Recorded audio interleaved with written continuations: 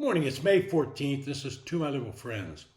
You got to love the liberals in the media. They never take any responsibility for their own actions and never admit their bias in how they cover political issues. Yesterday in the New Yorker, there was an article penned by Jake Tapper and Alex Thompson. Both work for CNN and both now want to somehow cleanse themselves by coming clean on how they covered Biden.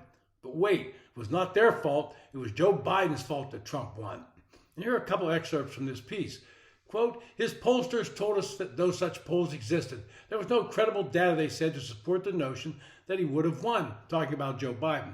All unspun information suggested it would have been a loss, likely a spectacular one, far worse than that suffered by his replacement as Democratic nominee, Vice President Kamala Harris, end quote.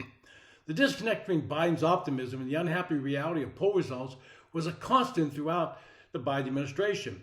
Many insiders sensed that his inner circle shielded him from bad news.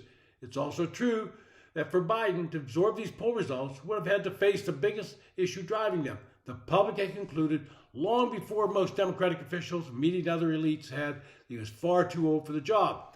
This is what Thompson and Tapper write. They blame it all on Biden, but they didn't do their job. These two media clowns go on to rehash the story of George Clooney and the disastrous fundraiser he held for Biden. They tell how Biden could not even remember who Clooney was, and an aide had to remind him of his name. Quote, Clooney was shaken to his core. The president hadn't recognized him, a man he had known for years. Clooney had expressed concern about Biden's health before. A White House aide had told him a few months before they were working on getting the president to take longer steps when he walked. But obviously the problem went far beyond the gate. This was much graver, end quote. So it was obvious the staff was covering for Biden. Clooney attempted to write an op-ed that would call for a new nominee. He sent a copy of it to some of Biden's friends and close staffers, including Steve Verchetti. Now, I know Steve very well while I was in Washington. We were in a fantasy baseball league together for years. He was known as Mr. Cleveland. He was also very close to Biden, and when he saw what Clooney was up to, he was furious. He threatened to cut Clooney off. And all this stuff in the New Yorker came from the book Tapper and Thompson wrote as they tried to pass off their previous defense of Biden and act like it never happened. Nothing could be further from the truth. In today's world, you cannot hide from what you had said, especially in the media. As Warner Wolf used to say, let's go to the videotape. During a CNN segment entitled Inside Look into Joe Biden's First 2 Years as President, the famed Russian collusion hoaxer, being Tapper, emphatically stated the president is sharp mentally. Quote, I think the question is physically right, more so. And the guy who is his chief opponent is only 3 or 4 years younger than him.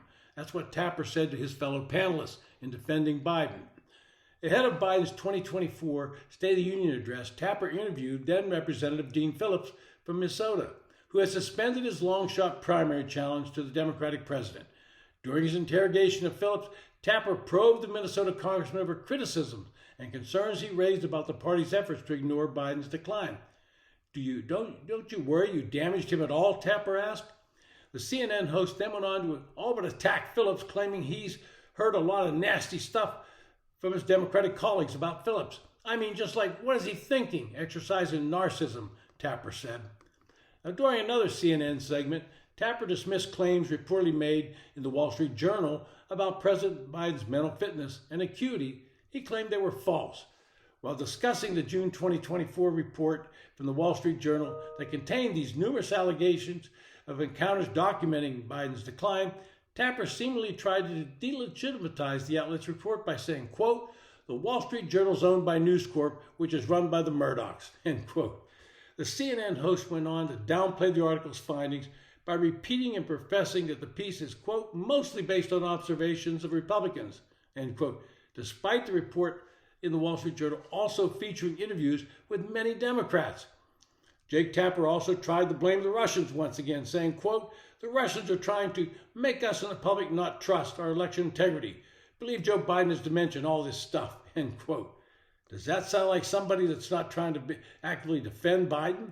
The truth of the matter is that Tapper and the rest of them at CNN and the legacy media allowed their hatred of Donald Trump to make any excuse for Joe Biden and failed miserably in their duty to fairly and effectively cover the Biden presidency.